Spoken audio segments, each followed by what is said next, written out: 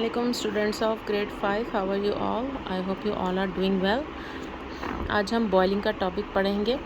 Liquids can turn into gases by heating them up so much they start to boil. Liquid को हम gas में तब हम उसको तब्दील कर सकते हैं जब हम उसको इतनी ज़्यादा हीटिंग दे दें कि वो बॉइलिंग स्टेट पे आ जाए.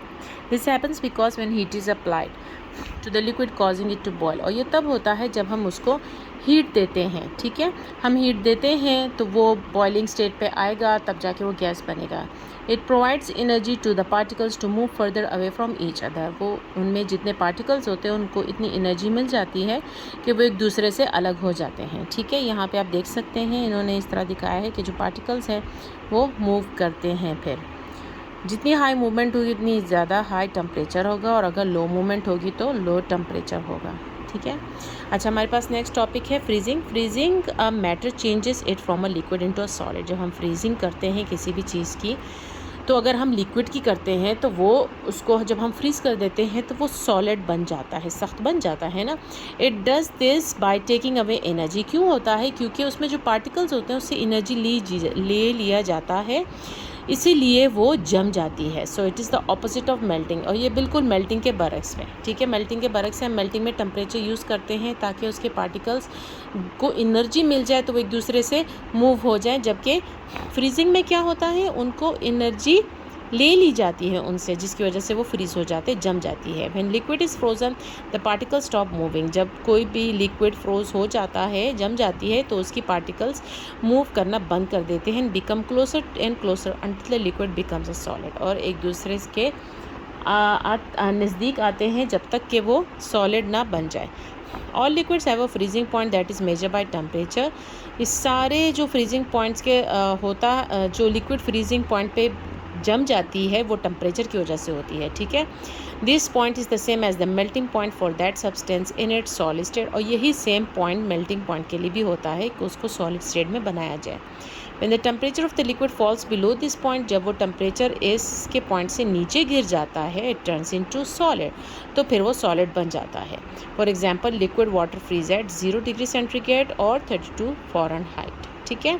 कंडेंसेशन है हमारे पास. Condensation happens when a gas is cooled so much that it becomes a liquid. Condensation तब होता है जब कोई भी गैस को हम इतना ठंडा कर देते हैं कि वो लिक्विड बन जाती है. ठीक है, this happens because the particles in the gas lose energy. जो पार्टिकल्स होते हैं गैस में वो एनर्जी लूज़ कर देते हैं and start moving closer together. और आहिस्ता आहिस्ता वो एक दूसरे से जुड़ने लगते हैं.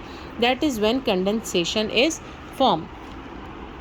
अच्छा, condensation occurs naturally in cloud. Condensation कुदरती तौर पे क्लाउड्स में भी होते हैं, यानी बादलों में भी पाए जाते हैं. कैसे? When water vapour meets the cold air. जब वो वाटर वेपर्स आपको पता है कि जब पानी पे अगर सन की हीट लगती है तो उसमें से वाटर वेपर्स उठते हैं, जो टाइनी ड्रॉपलेट्स बनते हैं और वो ऊपर आसमान की तरफ जाते हैं और इसी तरह वो क्लाउड्स बनते हैं. तो यही सिचुएशन कंडेंसेशन का इन्होंने यहाँ पे बैन किया है कि if you leave a cold glass on a table in a warm room. अगर गर्म कमरे में आप किसी भी ठंडे गिलास को रख देते हैं और उसमें अगर आप पेप्सी या कोक डाल देते हैं, बर्फ़ भी साथ में हो, तो आप थोड़ी देर बाद नोट करें कि उस गिलास के बाहर वाले साइड पे आपको छोटे छोटे ड्रॉपलेट्स नज़र आएंगे. ठीक है, तो वो क्या है? वो है condensation. Where the warm room came air came in contact with the cold glass. ये क्यों होता है? क्योंकि गर्म कमरे में जो गर्म हवा थी वो उस ठंडे गिलास से टकरा गई, तो इसीलिए वो ड्रॉपलेट्स बन जाते हैं. अच्छा, फिर हमारे पास है evaporation. Evaporation turns a liquid into gas. Evaporation में क्या होता है? कोई भी लिक्विड जो होता है वो गैस में चेंज हो जाता है. ठीक है, अब वो कैसे होता है? ज़ाहिर सी बात है उसके लिए भी टेम्परेचर की ही ज़रूरत है.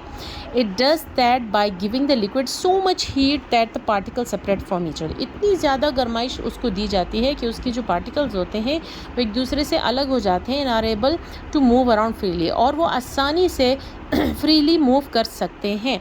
Evaporation is different from boiling. Vaporation जो है वो बॉइलिंग से डिफरेंट है, मुख्तलिफ है. Liquid start evaporating at temperatures well below their boiling point. Liquid जो होते हैं वो इवेपोरेशन तब करते हैं जब वो टेम्परेचर उनके बॉइलिंग पॉइंट से कम दिया जाता है. Water is always evaporating from the earth. पानी हमेशा ही ज़मीन से इवेपोरेट करता है. This is a part of water cycle. ये हमारे वाटर साइकिल का पार्ट है. ठीक है, the temperature on earth never reaches the boiling point of earth. जो टेम्परेचर होती है ज़मीन की वो कभी भी बॉइलिंग पॉइंट तक नहीं आती, वो इतनी गर्म हो जाती है कि वो वाटर वेपर्स बन के ड्रॉपलेट्स बन के ऊपर जाके क्लाउड्स बन जाते हैं, लेकिन बॉइलिंग पॉइंट पे नहीं आती। However the higher the temperature the more quickly the water evaporate, जितना ज़्यादा तेज़ टेम्परेचर होगा उतना ज़्यादा वो पानी इवेपोरेट्स कर पाएगा। अच्छा, यहाँ पे बेटा आप लोग पिक्चर देख सकते हैं, एक छोटा सा बच्चा है जो कि यहाँ पे पानी का खड्डा सा आप बोल सकते हैं इसको, पानी जमा हुआ है बारिश होने के बाद, तो उस पर छलांगे लगा रहे हैं। अब ये पानी जाता कहाँ पे है? ये वही सेम हाल है जो मैंने आपको अभी बताया कि सन की गर्माइश की वजह से, अगर सन की हीट ज़्यादा है, टेम्परेचर ज़्यादा है, तो वो उस पानी को खुद ब खुद खुश्क कर देता है। ठीक है, all the water in a puddle will evaporate eventually.